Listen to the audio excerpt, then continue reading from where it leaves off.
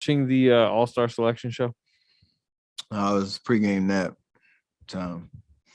When how'd you find out? When I woke up, my wife had texted me, and then our group text was going crazy, celebrating Wiggs Yeah. his first one. So it's pretty special. Good energy coming into the game tonight, and obviously for him, amazing accomplishment and all he's been through his career, well deserved. And I know we're all like just crazy excited for him to get his first experience. Feel a little overshadowed in the moment in the group chat and everything.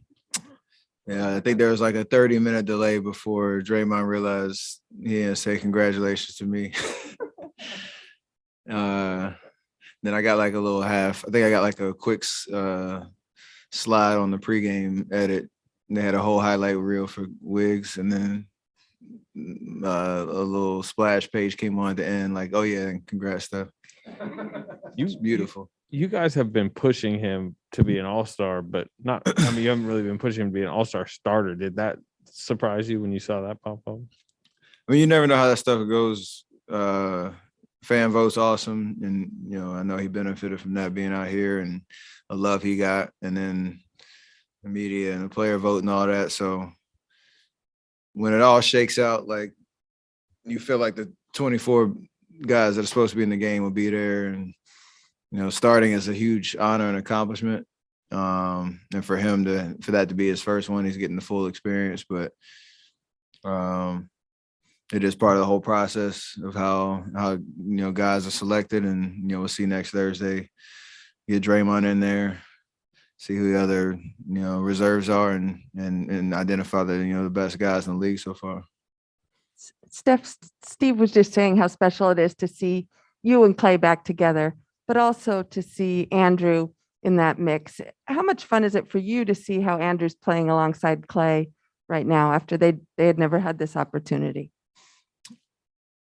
With Clay, it's easy to play with him because he is obviously an amazing scorer, amazing shooter, demands a lot of attention out there. So the hardest part is just trying to keep things simple, because you can always try to do something like special in every possession, and that's where you get in trouble. And we still have a tendency to do that from time to time, but it's a fun way to play when everybody is a threat. Wiggs stepping up and knocking down is open shots, still being aggressive to get to the basket. But if we can keep things simple across the board, like somebody's gonna be open, and we love any one of us, up and down the roster to take the shots that are open. So it's great to see Clay continue to make strides and find his rhythm and make his presence felt, and want to keep that going. Clay is shooting a lot more like off the dribble and pull up threes than catch and shoots, which is kind of his like forte before getting injured. Does it feel a little bit different with those different nuances that he's brought with his game since coming back? I think a lot of it has to do with how he's been guarded, because, from 2.5 years of being out and how loud his return is, I'm sure there's a lot of game planning on make sure you know where Clay is at all times. So there's got to be bodies on him, and I think early he was being aggressive, trying to find his rhythm and not letting the game come to him. And with that extra attention, like it was just tough to find, good looks.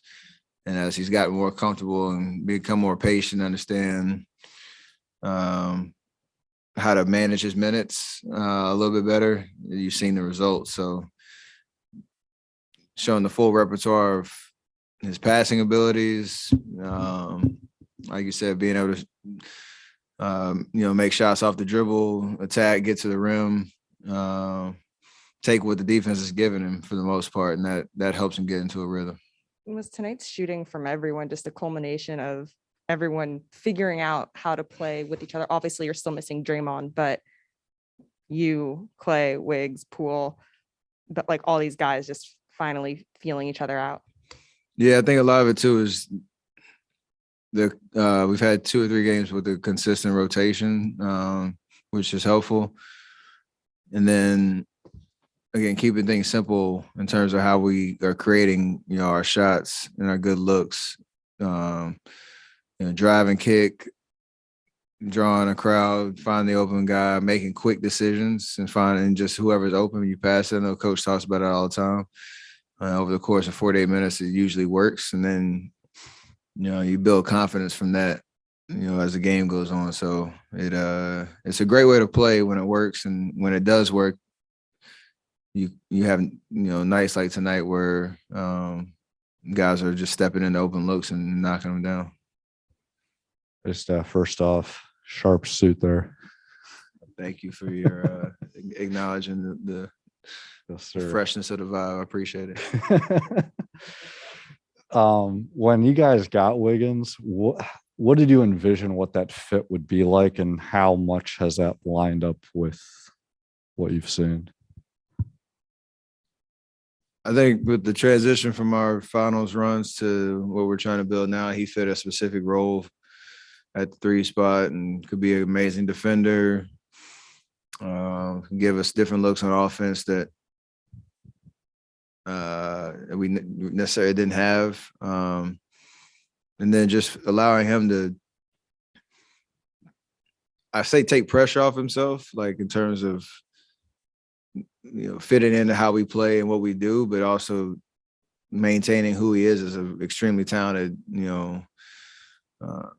vet at this point. That I think, you looked at his numbers while he was in Minnesota, he was averaging, over 20 and usually pretty efficient. So if he could find a way to elevate his defensive presence, and then play off of me, Draymond, now Clay, and the rest of our guys, like, we would try to make the game easy for him, and then, he does what he does. So it's just a matter of him buying into that process, staying consistent, and he's gotten better every single opportunity since he's been here. And he obviously has a new accomplishment to show for it. You've played against Wiggins and now obviously with him. You were just talking about his time in Minnesota. Is there any part of you that's kind of surprised that it's his first time as an All-Star? And was there any talk about that with him before the season at all? No, you realize how hard it is to do that. Like, that's why I don't ever take it for granted. You have to have an amazing individual year. You got to be in the right situation. You kind of have to impact winning. Like, it's really competitive at every position, and especially in both conferences to make, that list. So you look at some of the guys that have at his position that have been there, year after year after year. It's stiff competition, and for him to now, crack through that threshold is pretty awesome, and to do it in a Warrior uniform and be a part of our culture, our DNA, and represent what we do in Cleveland, where he got drafted, and now full circle moment. It's pretty awesome. Steph, do you think Draymond forgot to congratulate you because he was relishing in his new TV gig that he landed today?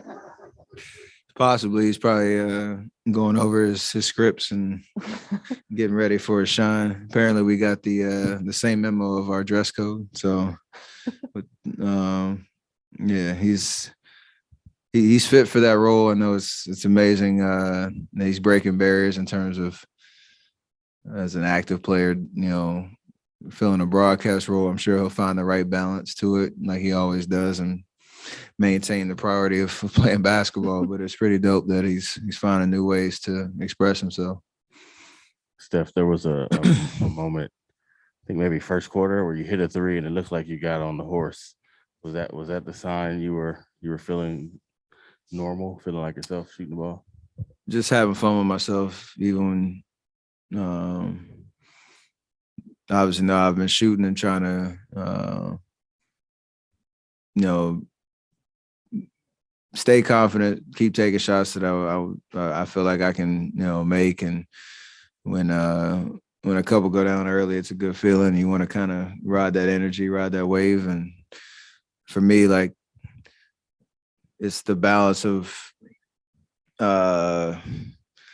maintaining who I am on the court and how I enjoy the game, even when things aren't going your way. That joy has to maintain, because I think everybody feeds off of it. So that's the temptation I was talking about a couple of games ago. If I'm in my feelings and thinking about my shot and all that type of stuff. It takes away from everything else that we do and that I can do to help impact winning, even if I'm not, shooting the ball. So when you do make something, you got to have some fun with it. You guys had Cat had 23 in the first half. Third quarter, you guys came out with some aggressive doubles, got the ball out of his hands. He had 5 points in the quarter, 8 points in the second half. How important was that? Because you guys were down 4 and after at half, you're up 14 at the end of 3. How important was that little adjustment? It was big. I think anytime you go in a game with a guy like with his caliber of talent and the way he can score and put pressure on the paint, and he obviously was in foul trouble, some tough calls, and he took advantage of that. You play that balance of if he's going off and scoring, like make sure everybody else is limited, and we weren't doing a good job of that either. We giving up open threes. We had some turnovers that turned into transition for them. So you can't give up everything, and then I think it activated our defense to know we can fly around. Like obviously we want to take Cat out of it, but it helped us get more engaged on everybody because you have to be on alert. If you're going to trap, everybody has to be in the right rotations, and you can only do that if you have good energy. And sometimes you got to switch it up a little bit to kind of get yourself going. So it's kind of shutting him down, but also getting us activated.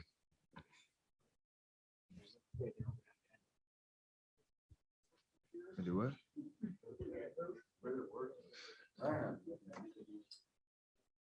That's right, man. Who's that? Oh, I should look behind you. I see that. It's never good when you're the picture of the guy contesting and not getting your own shot. It's Jim Peterson. Yeah, how about that? Like that? Nice, right?